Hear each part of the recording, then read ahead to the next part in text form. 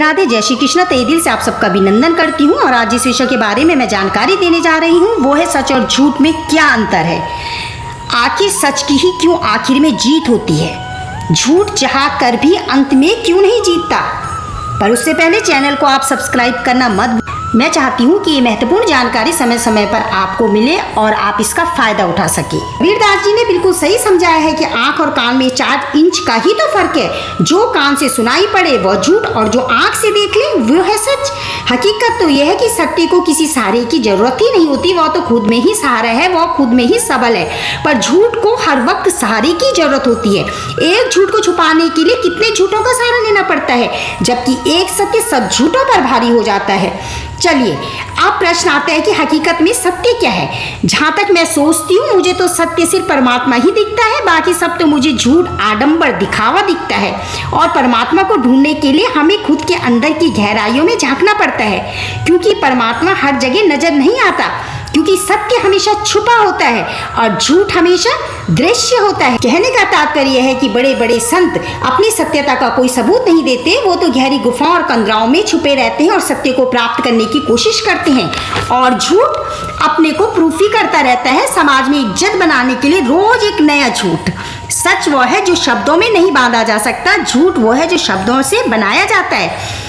सच वो है जो शब्दों में नहीं बांधा जा सकता, झूठ वो है जो शब्दों में बनाया जाता है। जहाँ भी शब्द होंगे वहाँ झूठ आ सकता है, पर जहाँ शब्द नहीं होंगे वहाँ सच ही होता है। हम अक्सर ये सोचते हैं कि झूठ बोल देने से काम आसानी से निकल जाता है, जबकि सच बोलने से परेशानी हो सकती है। हकीकत तो यह है हम सिक्के को पलट कर नहीं देखते, उसकी दूसरी तरफ का रुख तो हम देखते ही नहीं। आध्यात्मिक सरलतम शब्दों में समझे तो हम कह सकते हैं अस्तो मा सद्गमया, यानी असत्य से सत्य की ओर जाना। अगर कुल मिलाकर देखें तो समस्या पहचान बनाने की है। आप किसी चीज के साथ अपनी पहचान बना लेते हैं और दिमाग का स्वभाव कुछ ऐसा ही तो है, इसे आप जो भी पहचान देंगे ये भरोसा करने लगता है। अगर आप खुद को पंछी मान लेंगे तो ये भी उसी तरह का व्यवहार करने लगेगा। एक बार अगर पहचान बन गई तो असुरक्षा की भावना आ जाएगी, क्योंकि झूठ की हमेशा रक्षा करनी पड़ती है और उसका पोषण भी करना पड़ता है। अगर आप किसी से झूठ बोलते हैं तो आपको हर पल उस झूठ को याद रखना पड़ता है, क्योंकि अगर आपने किसी से अचानक कुछ पूछ लिया और आप कहीं कुछ और ना बता बैठे। दूसरी तरफ फर्क कीजिए, आपने सच बोला है, कोई आपसे पूछता है और मान लीजिए आप इसके बारे में भूल गए हैं, तो आप उससे पूछ सकते हैं कि कल मैंने क्या कहा था। मैं सच बोलने की बात नहीं कर रही हूँ, बल्कि पूरा का पूरा जीवन इस तरह का ही तो है। अगर आप सच के साथ हैं तो आप हमेशा आराम से रहते हैं, और अगर आप झूठ के साथ हैं तो आपको हर दम रात दिन मेहनत करनी पड़ती है।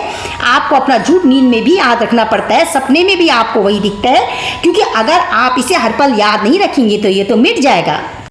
इसलिए हम अस्तो मा सद्गमय सुनते आ रहे हैं। जब एक दिन आप इसे गाएंगे तो आप कहेंगे वाह, यह तो इतना सरल है, कितना मूर्ख हूं मैं, कितने जीवन बीत गए और मैं इसे देख नहीं पाया। वाह, यह तो इतना सरल है, मैं कितना मूर्ख हूँ, कितना जीवन बीत गया और मैं इसे देख भी नहीं पाया। यह तो बहुत ही सरल है। बोलो राधे राधे राधे राधे।